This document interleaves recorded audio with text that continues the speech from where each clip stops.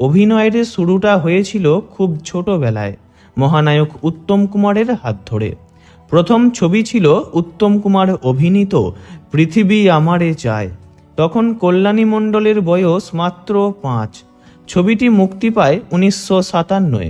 এরপর বহু বছর অভিনয় জগৎ থেকে দূরে ছিলেন কল্যাণী মণ্ডল। পরে আবারও মহানায়ক উত্তম কুমারের হাত ধরেই কামব্যাক করেন চলচ্চিত্র জগতে। ছবির নাম ছিল আলো আমার আলো।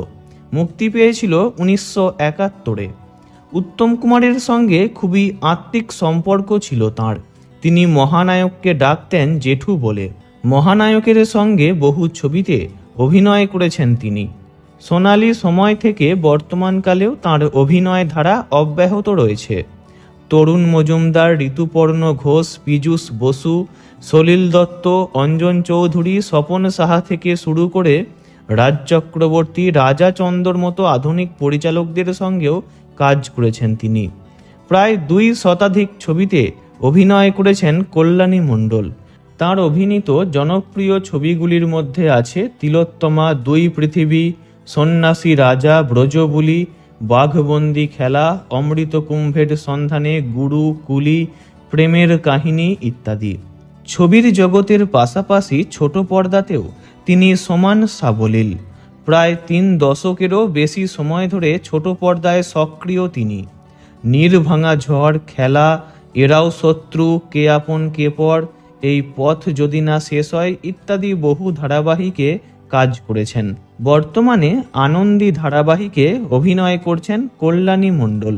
সময়ের নিয়মে আজ তিনি প্রবীণা সহনায়িকা থেকে এখন তার উত্তরণ ঘটেছে ঠাকুমা দিদিমা চরিত্রে। কিন্তু সবেতেই তিনি অসাধারণ। তার বয়স 80 পার হয়ে গিয়েছে, তবুও মনোবল কমেনি এতটুকু।